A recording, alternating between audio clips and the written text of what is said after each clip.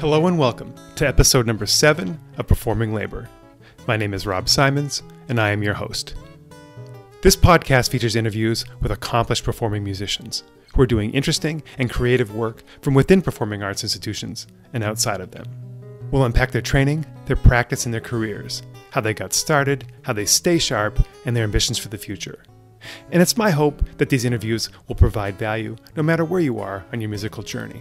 If you're thinking about a career in music, if you're in music school now, a working musician, or if you're a music lover and just curious to learn more. It seems that in 2020, we're living through something of a natural experiment as a nation. Many parts of American life and American institutions have been turned upside down. Classical music is no exception. And obviously, classical music doesn't have a central governing body. But neither do we have the kind of federalism you might expect in the absence of central leadership. And we largely fail to capture the value of either system. We behave like a franchise, but we don't get the macro strategy from the home office. Nor do we reap the benefits of many independent and inquisitive laboratories working on their own. Whatever part of the business we're in, and despite our different levels of resources and our regional differences, we produce basically a homogeneous product. Our inherited tradition and our training and professional practice is our universal playbook. However, if there were ever an intervention to get things unstuck and to inspire institutions to be incubators and to function less predictably, this would be it. That said, there have been some decidedly bad surprises in terms of institutional responses this year.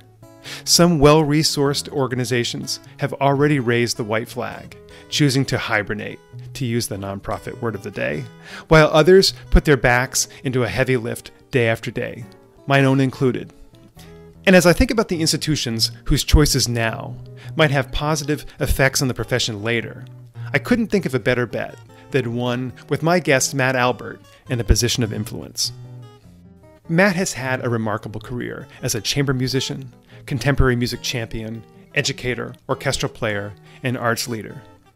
We first met back in the 1990s when we overlapped at the University of Cincinnati.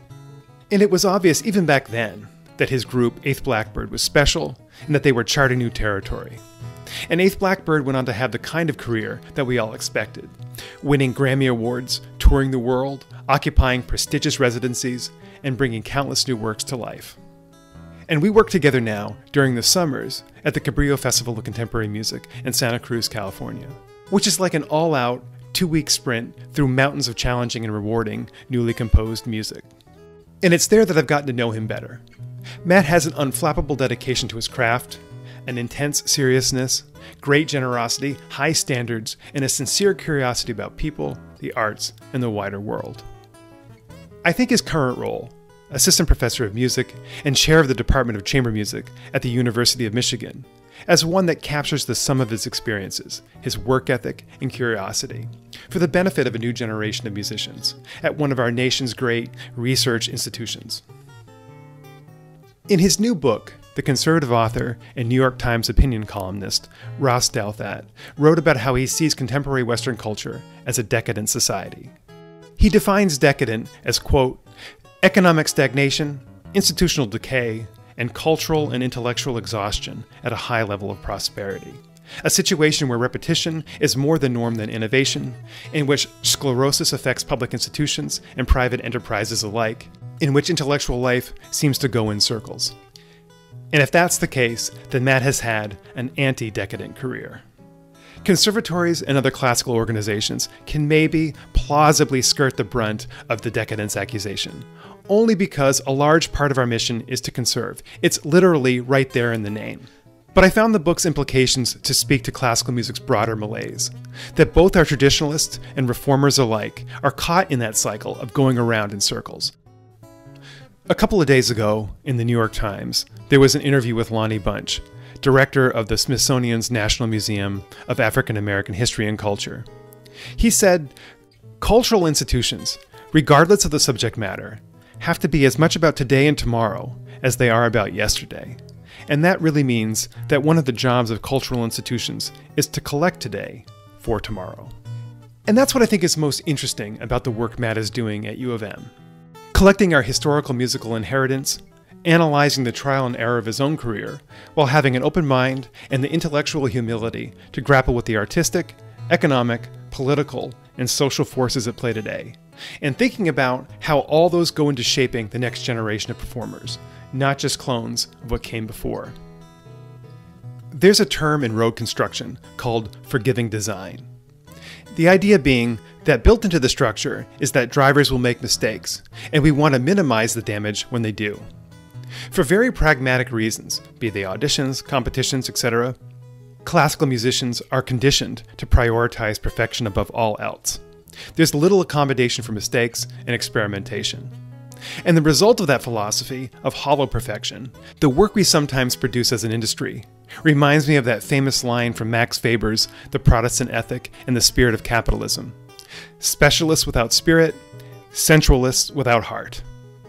As an antidote, Matt comes back a few times to the word vulnerability as an essential ingredient for musicians.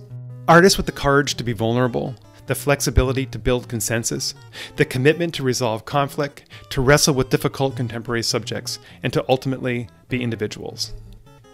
Please enjoy this conversation with Matt Albert. Matt Albert, welcome to the podcast. Thank you for joining me. Thank you. It's great to be here. So we've known each other for a long time, kind of on and off, since the last century, actually, from the University of Cincinnati. Yeah. But mostly we work together in the summer times. I'm going on about a decade in the Cabrillo Music Festival now. How long have you been there? My first summer at Cabrillo was 2001, so almost 20 years. Yeah. We're recording this in the beginning of July, and most of us in the performing arts have had we're well acquainted with how things have been canceled. Yeah. And but your main gig is the chair of chamber music at the University of Michigan. That's right. And so rather than dwell on what happened in March, I'd like to hear about how you guys are looking forward to the new school year. Yeah. We've been planning for the new school year almost since May, since our graduation happened virtually. We have all been watching the news and seeing what the recommendations are for what's safe, because it's very, very important at a public university and at every university, every level of education, to make sure that what you're doing is public health informed and safe for the students and the teachers and the staff and the people who work behind the scenes.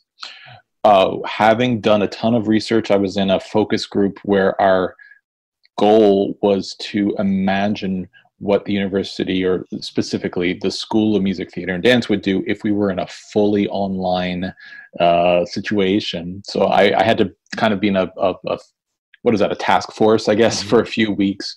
And I mean, we talked about that being the most depressing one of the task forces, because so much of arts is based in performance practice and performance education, which suffers from not being in the room.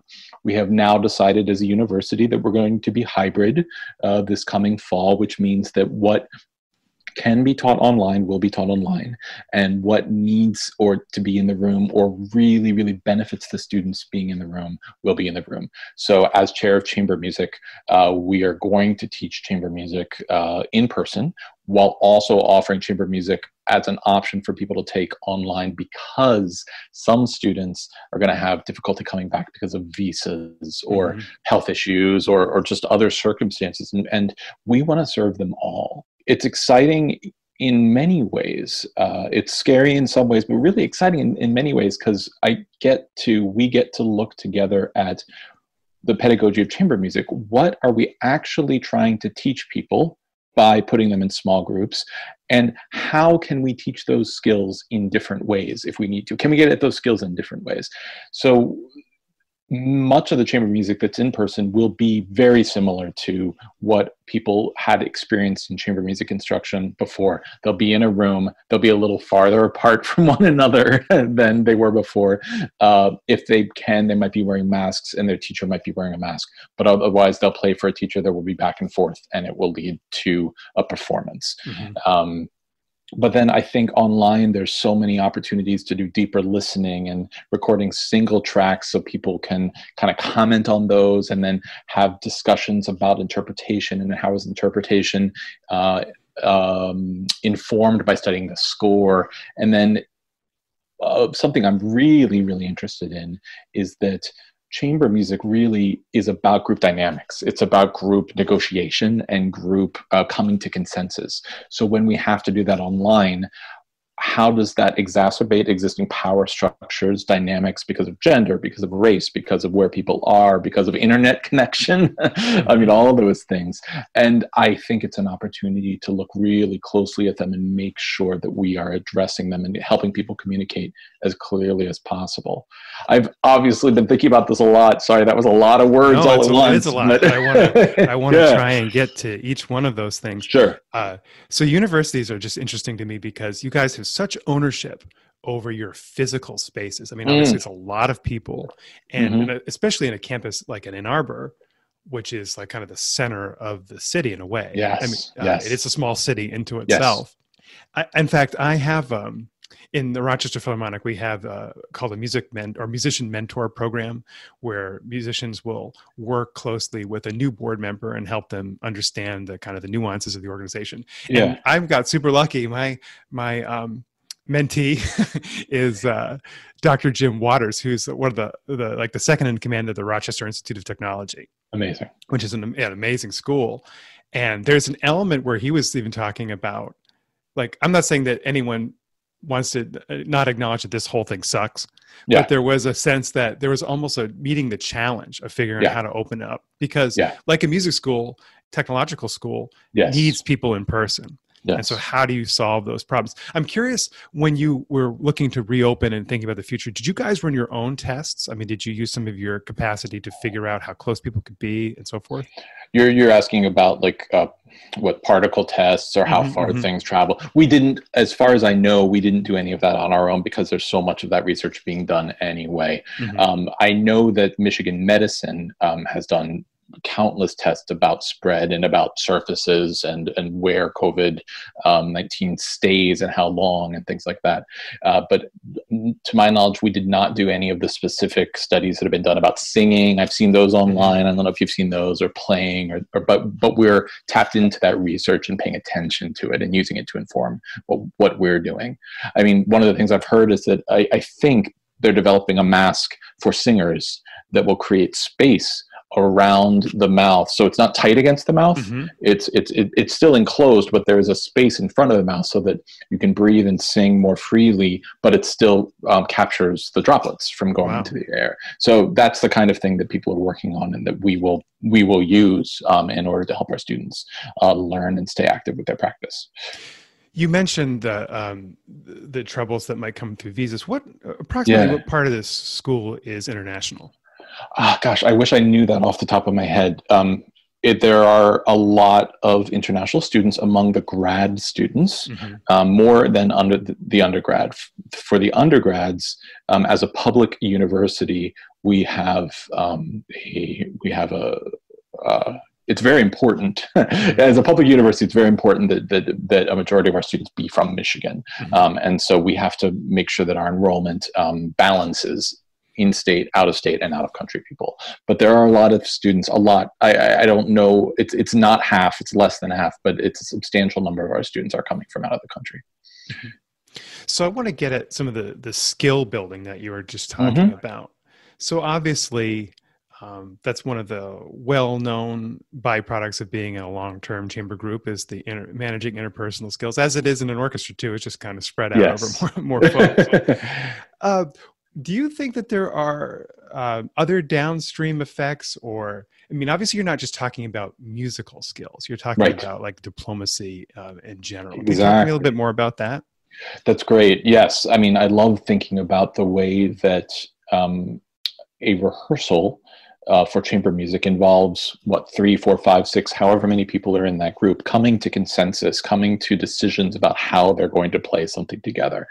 I usually start with teaching a simple kind of way of dealing with conflict. And I'm using the term conflict in the sense of two oppositional ideas, not conflict in the sense of emotional fighting or bullying or anything, just conflict. And it's as clear as I can make it. I recommend that a group who wants to try a passage in 2 different ways try the passage in the first way and play it that way with full commitment until they're satisfied that they have achieved the best that they can. And we call that way A. And then you try that same passage in a different way, the way somebody else likes it, and everyone play with full commitment and then call that way B. And then everyone votes. Are we doing way A or are we doing way B? And then based on that vote, I always tell them, that's what you're doing now and from now on. So write that in. Date it, though. Date your decision, because every decision is worth coming back to. What is not as helpful is to try things and then not come to a decision. Say, oh, these are both good. Oh, we need to decide this later, or something like that. It's helpful to say, all right, this is where we are. This is where we're going to be, and pin it. Put a pin in it. 24 hours later, 48 hours later, or a week later, when you come back to it, that pin might feel genuine and be like, oh yeah, I'm glad this worked. Or it might feel, wow, that was completely wrong. Let's change it.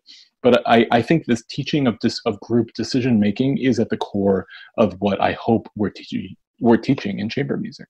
That's awesome. It's like a form of hypothesis testing. Yeah. It's a little bit scientific. It's been a long time since I've done that kind of work, but it's kind of like that. Yeah.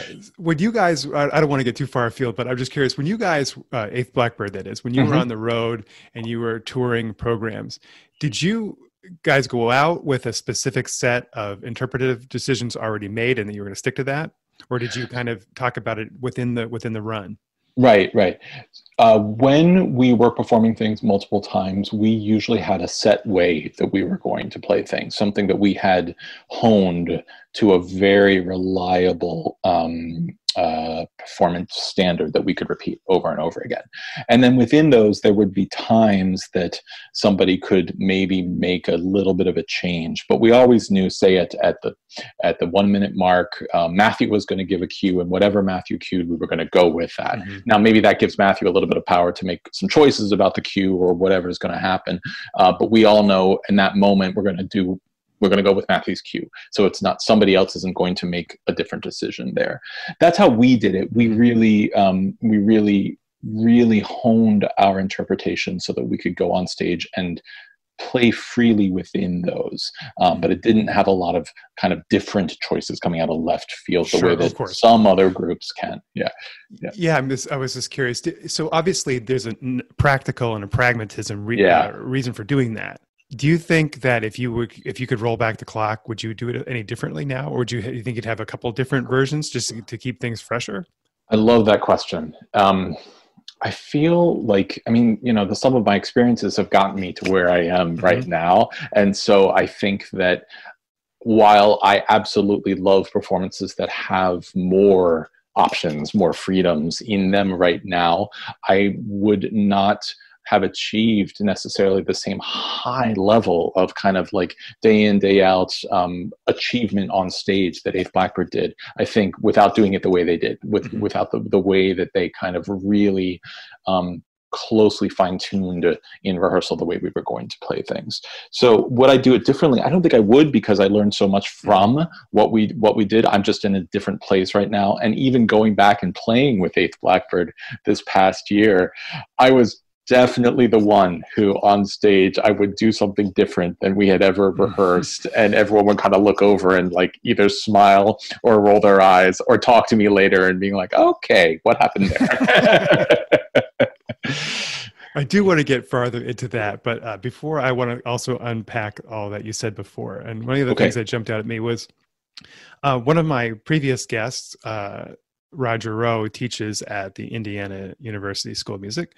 And he was talking about, he's also in the Indianapolis Symphony, but he was talking about how one of the innovations that have come from this is in his private lessons is, and you alluded to this yourself, is that rather than try and play over Zoom or over FaceTime, they bring in a recorded version of what they're working on. Yeah. And that has actually proven to be an incredibly effective, probably even more effective than because you kind of eliminate the nerves of an undergraduate coming into a lesson. Yeah. And so they think, irrespective of a post-vaccine time on campus, that's something that's going to persist. So do you think some of these innovations that you were talking about in terms of maybe doing studio classes where you're watching it all together and critiquing together, will those persist into the future? I think there's a great opportunity for them too. I mean, what you just described with your colleague and the students bringing in recordings, not only does that give the student kind of the space to get over their nerves and just give their best self to their teacher, it also gives the student the opportunity to critique themselves, right? I mean, I think most students don't just record it once and say they're done. I think most students record it and listen to it and say, oh, I hear things. They fix it themselves. They teach themselves. And that is an amazing skill to pass on and to help students develop. So I do think that this new habit of people recording themselves and sharing those recordings with one another, I would love to incorporate that in pedagogy even more going forward. Pre-COVID, one of the things I would recommend that groups do as they approached being ready for a performance is to take up a section of their piece, not a whole movement, not the whole piece, maybe 1 or 2 minutes, and in rehearsal record themselves playing it. Then in rehearsal, listen to it as a group, those 1 or 2 minutes, and then record it again without talking about it.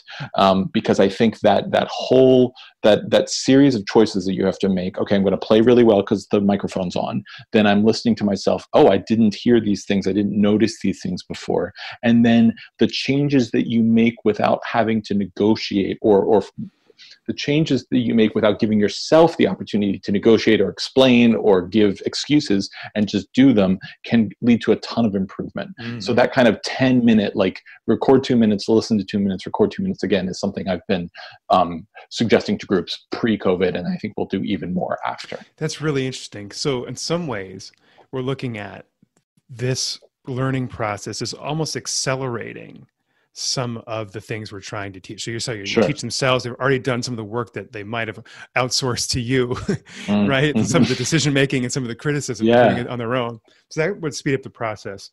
And I was also thinking, as you were saying that this probably accelerates the group dynamic problem solving. Yes. And I've seen that the issues of group dynamics kind of be accelerated in a positive direction and also kind of accelerated or just coming to a full stop in a negative direction. How does that usually happen? You mean, and what I was just talking about was in these remote situations. And are you asking about that? Yeah. Why does it grind to a halt, do you think? So I think when groups that I've been working with in remote situations have come to a halt, it's because they have come up against a level of either technological knowledge or self-criticism or something that they just weren't prepared for. It's just one more level of complication that they're not quite emotionally ready for, and some of them don't have the time. All the work that I'm doing right now is volunteer. I've been reaching out to students and just saying, I want to try some things over the summer. Can we try some things together? So that's what we've been doing. So I think that it grinds to a halt when students are confronted with a problem that seems so big that they're scared to take the first step to kind of solving it. I mean, that's what happens to me when I grind to a halt. It's because something has, come to me that's too big and I'm too scared to take that first step. Another thing I was thinking about too is that when you record yourself as much as we are now, I think collectively, I think the microphone is probably an imperfect analog to what an audience hears. Totally. But I think it does give the performer a window into how preposterously nuanced some of our decision making is, and it forces us to actually project a more varied performance into the world. I wonder if it's going to have, because I think a lot of the things we wrestle with are things that audiences rarely will pick up on. But I think this actually might be forcing us to make more vivid performances. Have you seen any evidence of that? I haven't, but I think that that's a fascinating thing for me to watch out for. Thanks for sharing that. And what I especially like about that is the idea that by bringing more life, more excitement, more energy to our performances in order for the microphone to read them, I mean, audiences interpret those things as intent. They interpret them as connection. They interpret them as dedication. So I agree with you. Not every audience member is going to understand the nuance of every musical choice and why we're making it, but they will appreciate that we made the choices. And maybe making these recordings will help people make more of these choices on their own.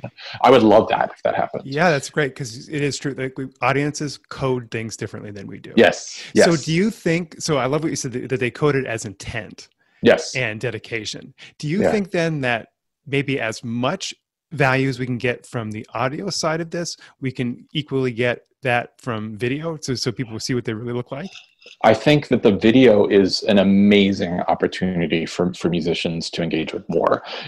There has been a conversation in the classical music world for as long as I have been a part of the classical music world about how much, do we listen with our eyes and how much do we listen with our ears? How much should people move on stage? What should they wear? What should they look like?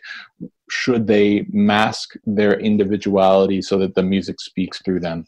And there's a huge, discussion about these things. And I have always felt comfortable in the area where I'm expressing my own individuality through the performances that I'm making. So I absolutely think that video lessons, video discussions, video conferences are opportunities for people to think about what they look like and what they're presenting.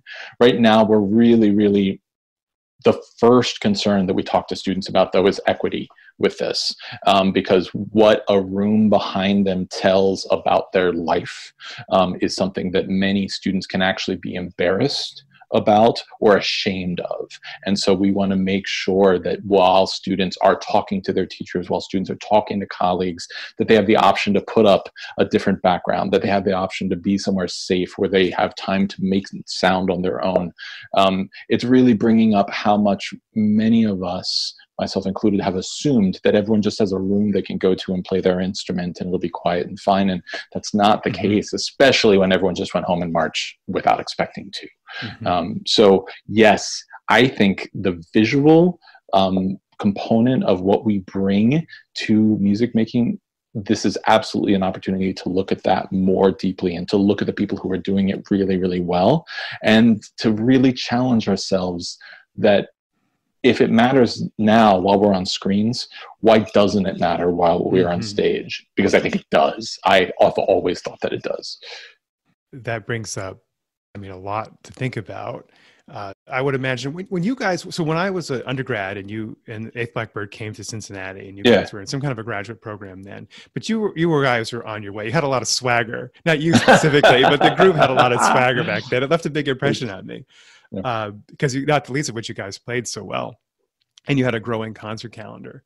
How much of this kind of thing did you talk about? I know it was in a nascent form probably 20 years ago, but how much of these kinds of conversations did you have about individuality and identity back in those days? Tons. We had a lot of those conversations. We were constantly experimenting with what we wore on stage.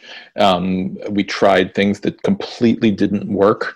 Like I remember there was one, I think, competition where I think because of my budget at the time, I went to Walmart and I got 5 different colored t-shirts of the same line of t-shirts. And the 5 of us who were playing that concert wore those t-shirts with jeans or something like that. There was another concert in Cincinnati, actually, where we played a piece on a Chamber Music Society concert. So everybody else was wearing tuxes for this concert. So we said, oh, maybe we should wear tuxes too. So we did. And when we were done, Alan Oddie, one of our mentors, was there. He was at the concert. He met us backstage and he said, never wear tuxedos again. What are you doing? and we all said, yeah, that felt wrong. We shouldn't do that. So the answer to your question is yes. From the beginning, even from preparing for the Fish-Off competition when we were undergrads at Oberlin and just rehearsing, I don't know, we set up something like 12 rehearsals in the 10 days before the competition just to get ready. We were really conscious of how we were communicating, what it looked like, what it sounded like, how to take this music that was unfamiliar and welcome people into listening to it. And I think because we were a new music group, we wanted audiences to connect with us. So we immediately started questioning every possible way that we could address that connection, including what we looked like, what our individual personalities were, all those things from the beginning. Obviously, you were seeking out the feedback of mentors, but did you Yes. seek out the feedback of audiences, or did you kind of do any focus groups or testing like that? We didn't do anything like focus groups or testing, but we absolutely sought out opinions from audiences. And one of our first summers together, the summer of 1997, we just somehow booked 5 festivals back to back, and we drove around the country and went from festival to festival. And one of them was a new music festival, and one of them was a high school performing arts camp, and the other 3 were various forms of I would call traditional chamber music or orchestral festivals. Especially at those festivals, we talked to audiences afterwards. What did you think of the piece we played? Had you ever heard of that composer? What were your expectations? What did you think afterwards? And that's where we started hearing from people forms of, I saw this on the program, I thought I was going to hate it, I really liked it.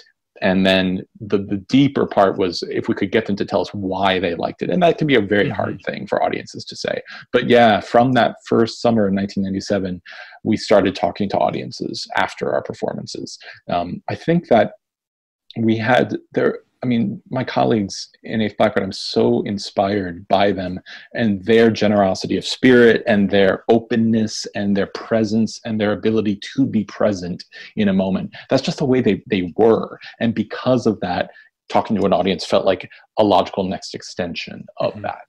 Too. Did you guys, you know, I've got some friends and acquaintances that are in the like non-classical genres, a lot of singer-songwriters and indie rock bands. And as I've learned over the years that they build up kind of a circuit right around the country or particularly in people I know in English-speaking countries. Yeah. And you kind of get into a section where if you can go to Corvallis, Washington or Oregon and sell like 100 tickets at this venue, like, but you build up these relationships with audiences and presenters over time. Did you guys have something similar where you were seeing the same audiences? Hopefully they were growing in each place, but you would have a presenter that would bring you back every year, every 24 months or something like that, and you build up some trust with those people? I think there was some of that. I think that the singer-songwriter community, the pop community, the indie community do that really, really well. And it's something maybe the classical world can learn from even more. When we toured, we would, if we repeated a place, it would be at least 2 years apart, maybe 3 or 4. So it wasn't as frequent as what you're talking about. And while we did see some of the same audience members, there were many years in between those visits. I think that the relationships that we built, fortunately, we were able to keep them up through email newsletters even early on, and just getting people to sign up and hearing from us and making sure they knew how they could get our music. So we didn't develop as close connection, I think, as what you're describing, but we did seek to maximize whatever connection we could in the 24 hours, 48 hours that we were in each place. Interesting. And another question then I have is, I sat on a couple of grant making boards, or not boards, but committees, where we would listen to and critique groups based on their recordings and to give out prizes. And whenever Eighth Blackbird's recordings would come across the table, I was a little bit biased, of course, but they were always like, it was significantly higher quality than most of the contemporary. It was just extraordinary work you guys did in the recording medium is what I'm getting at. I'm curious though, so you guys, obviously it's a big part of your work are making these recordings. It's hugely important to the composers. How have you guys, and how has the group over the past, let's say 10 years or so, transitioned into the post-physical recorded world? Has digital streaming, has it been kind to you guys? Has it expanded the audience, or is it hard to tell? That's a great question. First, I want to talk a little bit about like why recordings were important to us, which was the way that you described that experience of listening to new music, and sometimes the performances there are challenges in the performance itself, and then other times you listen to one and you're like, oh wow, this is at a different level. We in Eighth Blackbird were so fortunate to have the time to put in to learn a piece of new music to the level that someone would expect to hear a Mozart quartet performed. I mean, that was our goal always, is meet the same level. And that isn't always done with new music because people don't have the time to put into it. So that was important to us. I left Eighth Blackbird full-time actually 9 years ago. So I've played regularly with them since then, subbing at different times, and then this past year being a mostly full-time sub with them. So I can't answer. I don't know how much streaming they have done. I mean, I know that everything is streamable from them, but I don't know if that's how they reach people the most. When I left in 2011, we were absolutely still selling CDs at tables in the lobby and sitting there and signing them. And that was a thing that we did. And my impression, even talking to them and others since then, is that CDs are still like a business card, like, you know, and they are another opportunity to talk to people at an intermission or after a concert and just physically hand something over. But you don't have, I have no expectations about CDs sitting on a shelf somewhere and somebody just coming across it and buying it. Instead, you can do that on Spotify, you can do that on Google Play, you can do that on Apple Music. There's so many ways to do that. So even when I recorded with them this past October, and that album just came out. You know, we didn't really have discussions about, oh, where is it going to be distributed or how's it going to get out or anything. I think my assumption was just, it's going to be available. They'll make CDs and it will be streamable right away. And that's how I'll point people to it. So. But yeah, but please go ahead and tell me about why recordings are important to the group. Recordings are important to the group because we were playing pieces that, often hadn't been recorded before. And because our style of rehearsing and performing was so detail oriented, was so wedded to getting things to this high quality, the quality that is expected of a standard classical piece, we wanted to immortalize those. And I think we were fortunate to develop a relationship with Sadie Records early on in our career. I think that we recorded with them in 2001, 2002. So we'd only been together for 5 years or so, and they signed us to 3 albums. They wanted to make 3 albums with us. And then the process of recording an album, and you know, from recording things and recording anything, that you get in there and all of a sudden your ears just explode with detail and you hear so much more.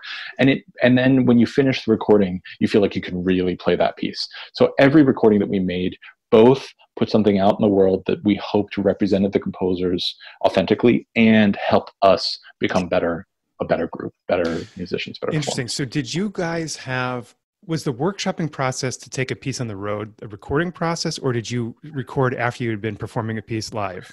That's a great question. And we did both. So we started out the second way. So we would tour it, we would workshop it, we'd tour it, we'd get really good at it, and then we'd record it and put it out there. But then we started asking ourselves, why are we doing this? We should have the album available while we're touring the piece. So we really need to learn a piece and then record it and then tour it.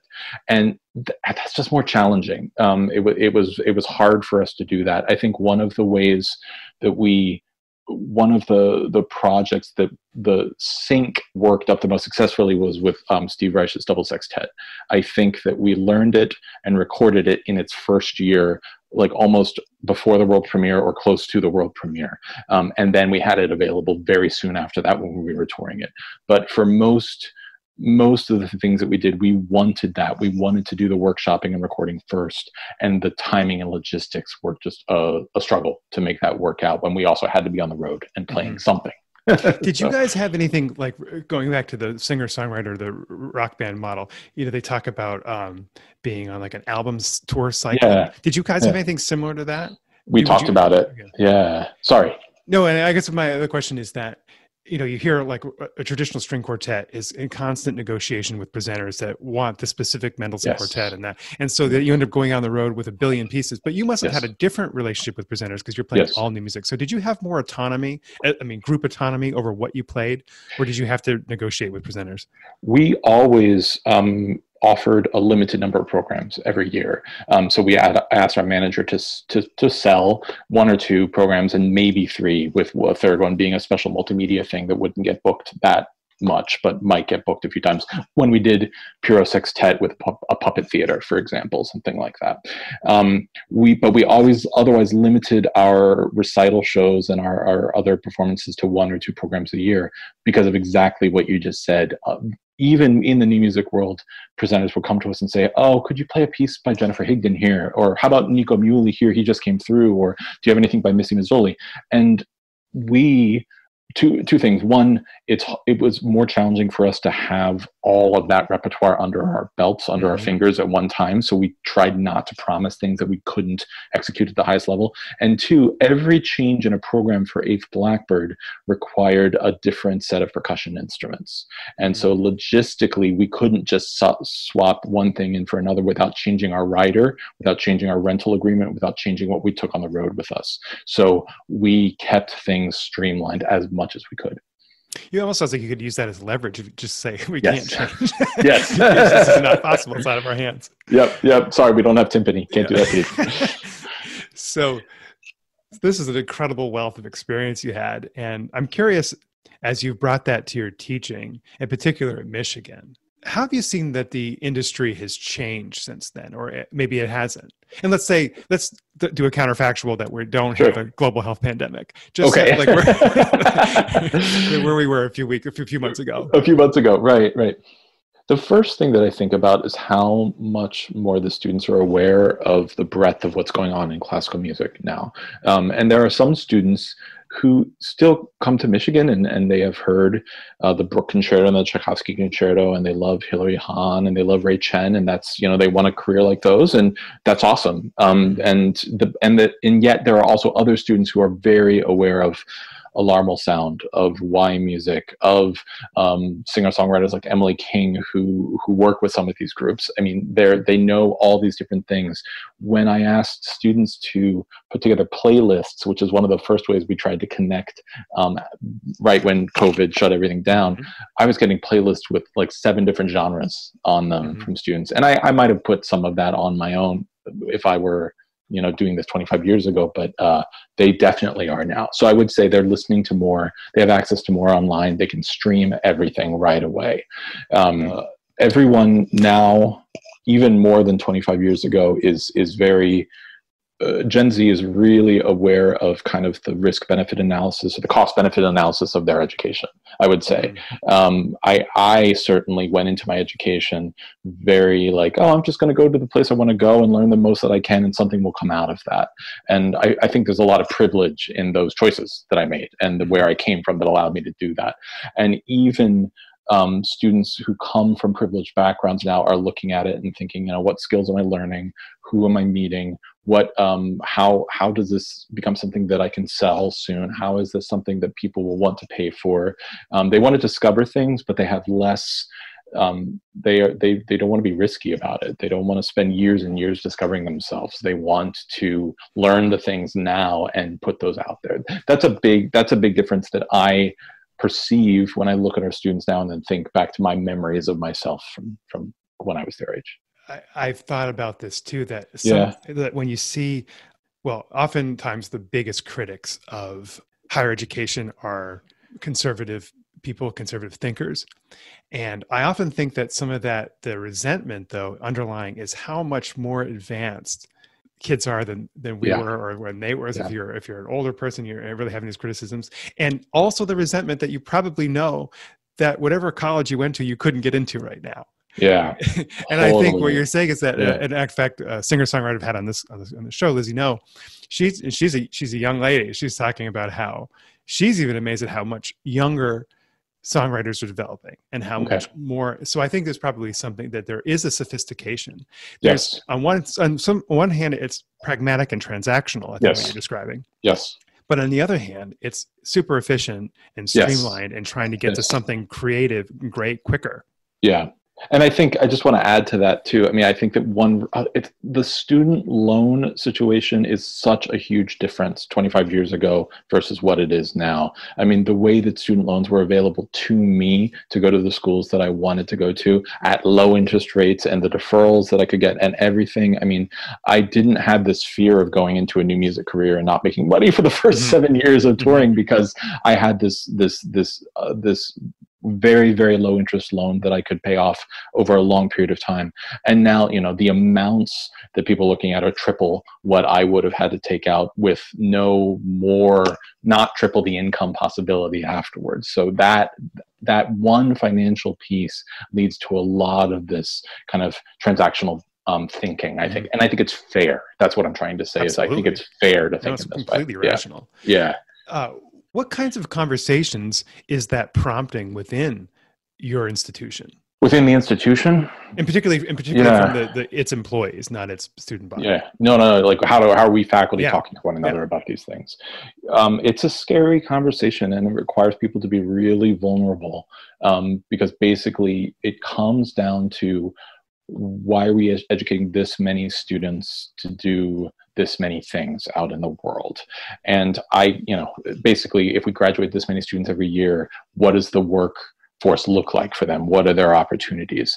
And the only way I can answer that question, and keep challenging myself to help students, is by saying, we're teaching them skills, and we don't know how they're going to use those skills, and we don't know the world they're going to be in. But we're not saying, I tell students a lot, I can't tell you to do what Eighth Blackbird did. It's a different world. It's a different place. Plus, there already is Eighth Blackbird. I want to see what you are. I want to see what Virago is. I want to see what Westbound Situation is. I want to see you be yourselves. So we need to teach them the skills of deep listening, the skills of negotiation, the skills of recording themselves, the skills of talking to people, of connecting over Zoom, of marketing, of gigging, of driving places, everything that you have to do. And if we teach them those skills, and we teach them score study and how to teach themselves music, they can take those skills in whatever direction they want to when they leave.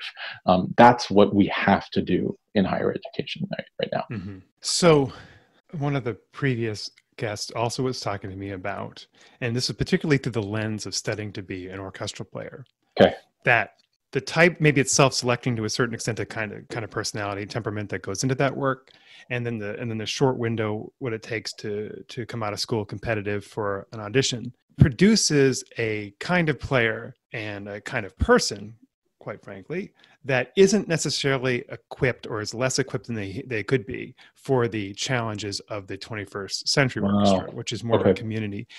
But she was getting to the point that, this is Donna Parks, she was getting at the point that in order to be great storytellers in your instrument, we have to come out as more well-rounded people. And I think this is absolutely what you're describing. But I am curious if you have any thoughts, though, on how we produce, because I think of you as like one of the most curious people I know, like just someone with a broad spectrum of interests and knowledge and experiences that transcend music.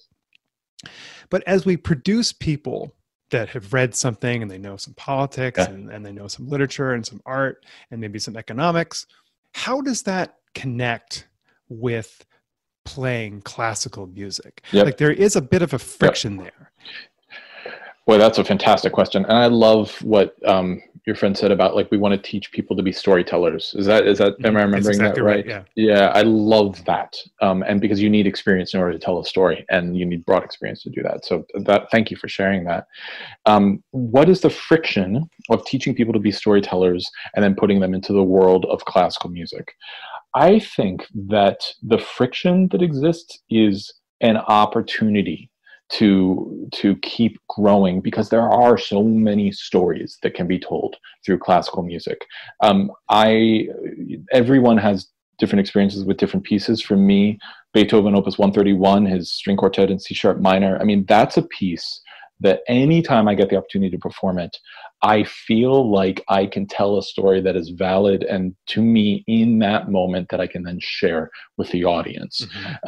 With music, it's wonderful. With classical music, when one of the things that's wonderful about classical instrumental music, because there aren't words, is that audiences can ascribe their own meaning if they get intent from the players. And it can be a piece that's 250 years old, a piece that's 150 years old, a piece that's 150 minutes old, any of those. As long as it has intent, the audience can connect to it.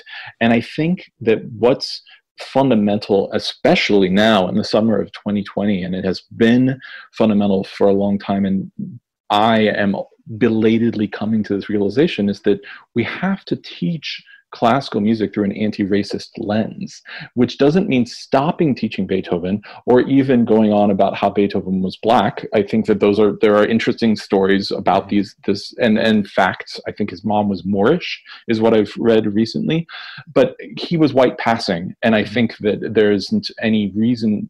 I do not see the same value in talking about whether Beethoven was white or black as I see in the value of saying Beethoven as a white composer speaks to the moment in these ways. And that's the question that I want to help all students answer. And then you look at it in the anti-racist lens, you say, why am I programming Beethoven? How did I come to Beethoven? Who told me that it's awesome? Who told me I should listen to it? Who told me, why do I like it? And what do I have as a counterfactual for it? What do I have as arguments? Who lived around that time who didn't have the same opportunities as Beethoven, and why? And what might we know from those people if there had been different situations, if people had not been enslaved, if women had had the same rights as men at that time? Those are the questions that we can ask ourselves and still love Beethoven. I keep saying Beethoven. Every time I make this argument to myself, I keep saying Beethoven, probably because it's the anniversary and there were so many plans to program him this year, right? But he's also a name that but he's the avatar of the field. Boy, that's a great way of saying it. He is the avatar of the field. So if you're going to pick on somebody, pick on him. But yes, I think we can tell stories with this music. I think this music does speak to people. And there is a lot of other music that speaks to people by Black composers, by women composers, by people who are working now. And we need to create space for those as well.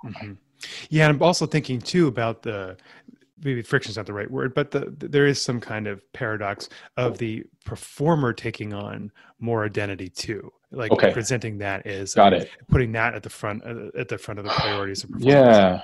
Yeah. We play in Cabrillo. You've played there for about 10 years. I played there for about 20. And I've always loved that the dress code at Cabrillo is wear whatever you want. And I don't know how you felt about that the first time, you were there for a concert and everybody was wearing whatever they wanted and it didn't match at all. I mean, I feel like in not matching, it creates a unified statement. And that unified statement is that we are these 75 people who have all made our own individual choices to come to this stage and do something together. And I think there's an opportunity to explore that so much more. Yeah, Cabrillo is an interesting example of what I think is possible, because on one hand, the standards are super high and people are really bought in, which is probably more important than anything. And that goes for all the stakeholders, the board members, the volunteers, the staff, the players, the audience. But it's also a really scrappy organization. And the physical assets that we play under aren't fantastic. And but we make the best out of it. And yes, it is putting the identity of the group very much at the front of what we do. But that identity is like a sense of exploration that everyone's involved in. So I don't know if there actually is that much of it. I mean, we're just so used to it at this point, I guess. I love these questions that you're asking and that I'm thinking about too.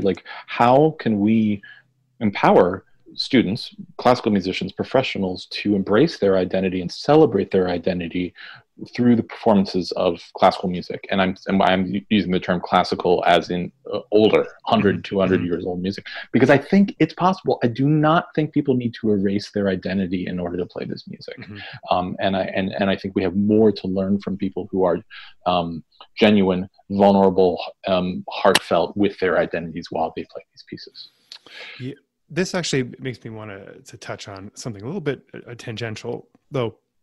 My previous boss in Louisville, Teddy Abrams, is obviously, he puts his individuality pretty front and center. He's really a remarkable guy. Just one of the, he's the kind of music director I had always hoped to have the opportunity to play for. And then actually didn't realize someone like that could be someone that the dynamic could be in this field. And we sat on innumerable audition committees together over the years, and he hated that process absolutely. I'd have to talk him off the ledge a few times in between candidates as he would go on a rant about the flaws in the process. And it's not a perfect system, but one of the things that he did speak to that I thought was really relevant, and I hadn't thought of it in these terms, is that because the process, as bad as it is, it does produce the intended results.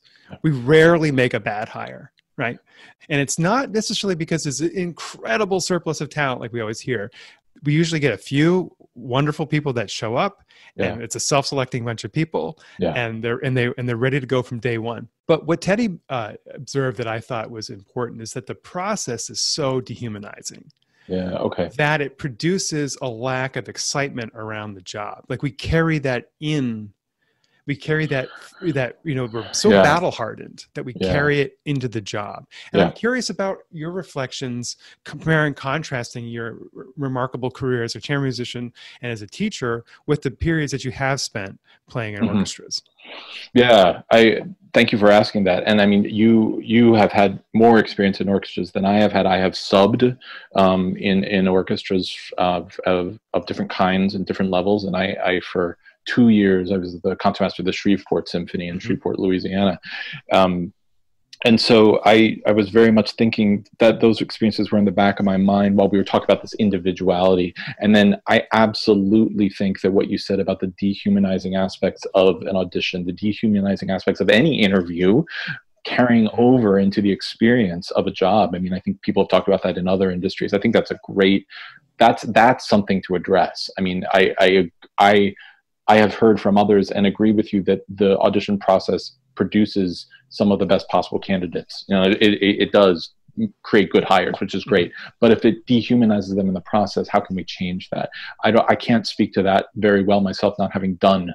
I did 7 failed auditions myself. I've got 7 auditions. More than that. So that's my experience too, and it wasn't great. I mean, I didn't feel good about myself after those experiences.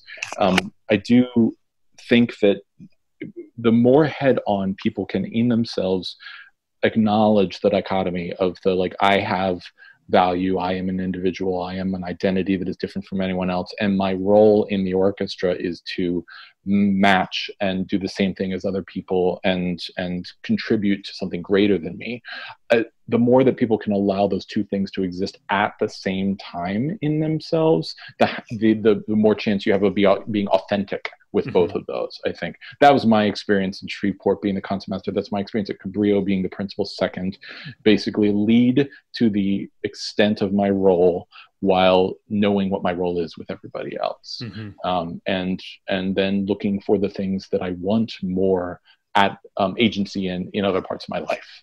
That's how I balance that out. Yeah. I would say that when this opportunity, when the RPO approached me about taking this audition here, I hadn't been thinking about auditions in a long, long time. In fact, I had to download all the music off the internet because I had long since thrown away by excerpts.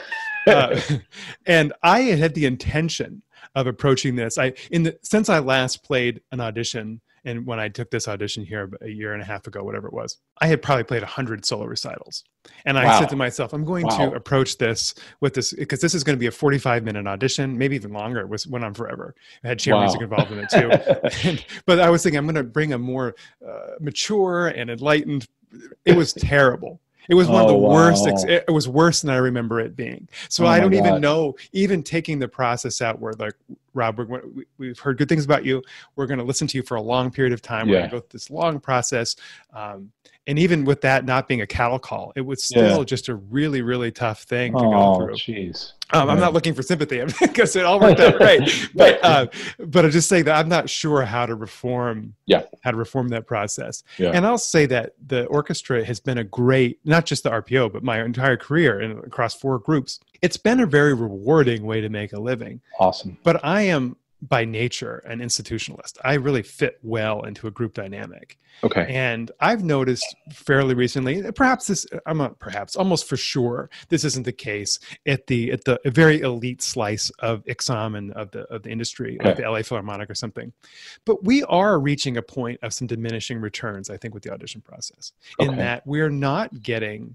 I don't want to go into too much detail because it might paint too myopic a picture and too personalized a picture. But I've noticed that we've done more recruiting. I as a principal player, I've gone out to do more recruiting to really get people to come on board. I've used a lot of political capital within my organization to, like, get people on stage so they can get a sense of the group, because they might not come to Louisville, they might not come to Phoenix, they might they might pass it. But if they've come, just that little open door in the audition Yeah. can make a world of difference, and also Yeah. onboarding people really quickly and finding their individuality and their I also, I'm making a bit of a heartfelt defense of my profession. That's probably not necessary, but like, I think it's often overlooked that there is Yeah. such a dichotomy. And because we are kind of the mainstream, I don't know the word, but we're like these legacy institutions, the mainstream of the industry. That what we do has downstream effects on other parts of the industry. But I want to take that back to University of Michigan again, and that you guys have, as far as I can tell, a real commitment to presenting live music, perhaps more than an analogous music school. So how do you feel that the school of music and the presenter in town is connected with the community? Do you feel like it's well immersed in the city? I do. Yeah. I mean, I think that in Ann Arbor, Ann Arbor is a college town. It exists because of the university, and then the University Musical Society, which is the presenter that UMS, the presenter that you referred to, has such a long, rich history connecting with the community here. I mean, what they present is so varied and so amazing, and they get everyone from the Takash Quartet and the Berlin Philharmonic to John Cameron Mitchell doing a Hedwig tour. I mean, it's all over the place in the best possible ways, and I think we are lucky to have them here. Students get to go to the concerts. There's a lot of connection between those guests who come. When Y Music came last fall, they came on the afternoon of their concert. They came up to the music building and heard 3 groups play for them. So there was some connection there. And they also did a Q&A. It's, I think, a really, really wonderful, I don't know, island of all these amazing things. A great university, a great research institution, a great Michigan medicine, and a great performing arts series, all in this small town in the middle of Southeast Michigan. So yeah, I think it's pretty ideal in a lot of ways, and I think our students do take advantage of that, which is great. So you're not having a repeat of like a Milton Babbitt style isolation of the music school from the rest of the institution. What is that? Is that a quote? Well, no. You know, he complained, or he talked about, it was probably in the Composer Specialist. I'm assuming that he talked about how, you know, well, he was a pioneer, I guess, of graduate programs in music schools. So, but he was making the point that at Princeton, the music school was so segregated and really an afterthought of the rest of the institution. But you feel like the music school is integrated into the rest of the institution. You know, I think the School of Music, Theater, and Dance, absolutely the students, there are some of them who have their heads down and are doing their work, just like the students who are in the engineering school or the School of Medicine or anything like that. And they aren't as aware of the ways that they could connect with other students or other things in town. That said, there are initiatives where we do connect with the other colleges that are on North Campus. There are 2 campuses here in Ann Arbor, and the School of Music, Theater, and Dance is on North Campus with the engineering and architecture schools, and then Central Campus is where everything else is. Students take classes in both places. They bus back and forth. And I think that there is a good amount of connection and I would say the connection is available to many students, and some students do take advantage of it, and some students absolutely isolate themselves, and that's what they want to do when they're in school. And I think it's a fair choice to make that. I think it's probably an individual choice. Yeah. I was thinking though, as you were talking about Y Music coming, so there's an interesting dichotomy, I think, of Eighth Blackbird's aesthetic and approach, and then a group maybe about a decade younger than you guys, roughly, because they were around 2010, 2008, something like that. Right? Yeah. And you can kind of observe the differences. There's some very superficial differences between the groups, and there are also some deeper structural differences between the groups. But we're roughly in the same format. Yeah. What were the kinds of questions? What did the students at U of M take away from their visit? What kinds of questions were they asking? I wasn't at the question and answer session. One of the joys and also sorrows of being chair is that often I'm creating activities while having my own activities happening. You know, I was coaching a trio or something like that.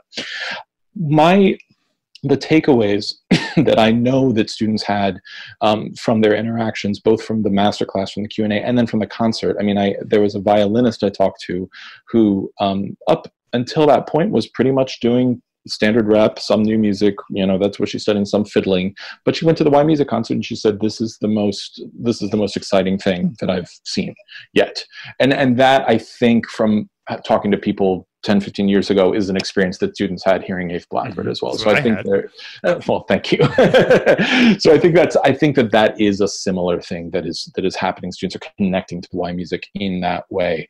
Y Music is so, first of all, they play so well, and then they write their own stuff, and they are working with people like Paul Simon and Ben Folds and Emily King, and they are living the cross-genre world authentically, in this very, very inspiring way in which everything they play sounds amazing and works well with all of these different people. And Eighth Blackbird really lived, like, we decided, I think we even said, like, we want to be a new music group that operates like a string quartet.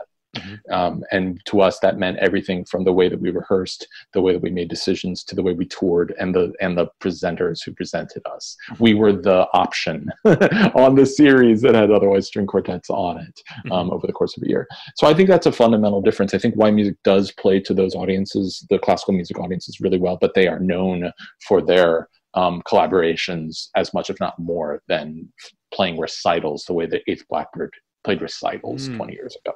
I think. I don't know. Do you? What do you think about that? Certainly the Y Music and their brand is so much tied with playing with these marquee names, and that probably to a certain extent overshadows, to your point, how well they play. Not that they don't play great, but it's less. The virtuosity is less valued at some level with that.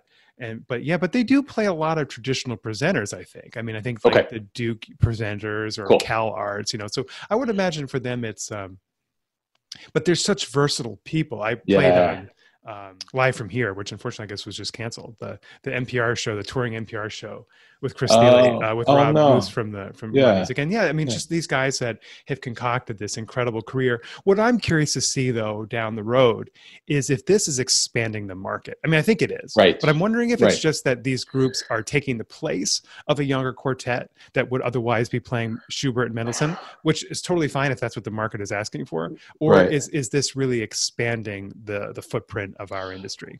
That's the million-dollar question, and I think that unfortunately it's even more relevant in COVID-19 times, right? We'd love to just answer these questions theoretically, but there's going to be this kind of going away and then coming back to concertizing, and I don't know how many opportunities there will be. I think that certain audiences will be hungry for a live music experience, and certain audiences will be fearful about gathering, and that's going to be a balance for a long, long time.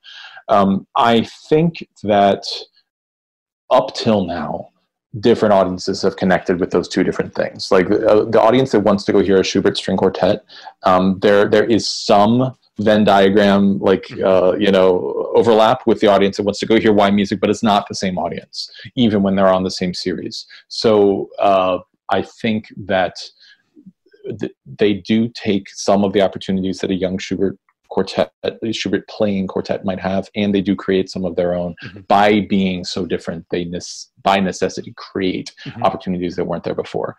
I don't think that the market is a fixed pie that everyone gets a slice, that everyone gets a slice out of. So I do think educating students to look at the market as it exists and where they can connect to it and where they can push it, I think is a reasonable set of questions to have students ask themselves as they graduate, as they enter into that market themselves. Yeah, all the legs of the stool, or I'm going to mix some metaphors here. We all have to we have to be in dialogue with each other. I think presenters have to be in dialogue, and they have to understand what it is their audience is coming to. I think in the orchestra world, in the orchestra world, we overweight our assumptions about what people want and expect. We don't really understand audience needs, and but we present such a predictable product that we map that onto the predictability of our audience, and I don't think it's true. It's going to take a lot of work. It's what I learned in Louisville, is that one person can make a huge difference, but that one of the ways, and maybe this is a good way to tie this up and kind of end this conversation, but closer connection to the place, like closer connection to the city, closer connection to your audience, is a huge morale booster. Yes. Right, and it can overcome a lot of the deficits of our industry, a lot of the deficits of our education. Yes. And those are the places where I think we expand the pie, right? That we are looking for ways that authentically connect with people. However, we do that. That could be like the Louisville Orchestra has a ongoing collaboration with an institute for deaf children and kids who are just now getting cochlear implants. If you could bottle the enthusiasm that the players leave from those that, and that's really like a non-economic benefit that's impossible to quantify. And I think that you guys are doing kind of similar work in Michigan in terms of trying to create just richness of people and richness in their experience. We hope so, yeah, and richness of storytelling, to go back to that idea that you mentioned before.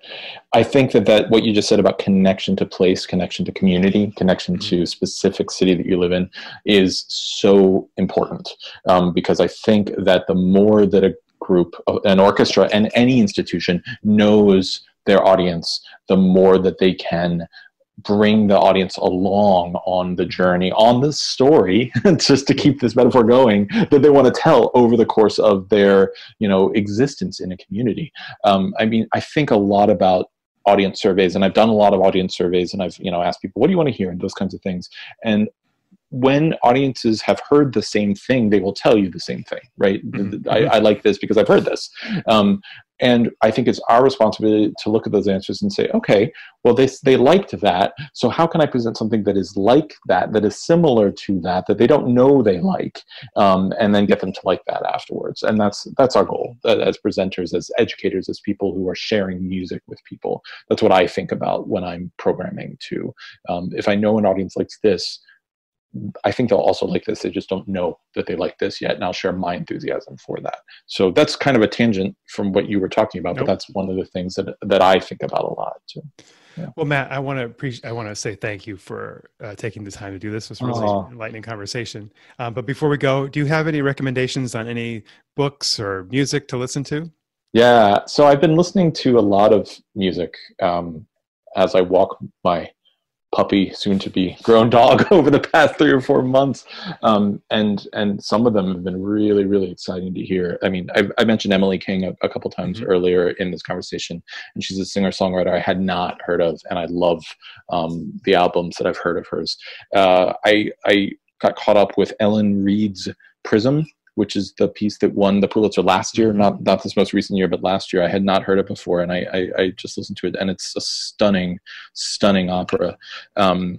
There's an album by the Doric Quartet of, I think it's Britten and Purcell string quartets, and I don't know the Britten string quartets very well, and they're just so fun and amazing. And then these Purcell fantasies that they record are just gorgeous and amazing. Henry Purcell. Yeah, Henry Purcell. Yeah. Sure. Yeah.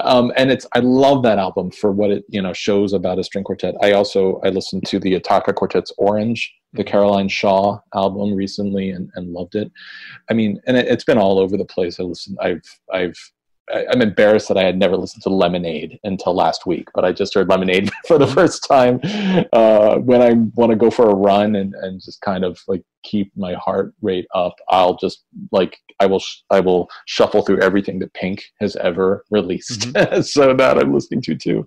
And then just a lot of podcasts. In addition to beginning to familiarize myself with yours, I've been listening to Triloquy a little bit recently. It's done out of Minnesota, and it's a couple guys who are talking about issues of race in classical music and a lot of other things. So, it's really, really great. I think Garrett McQueen is the name of the host who founded it.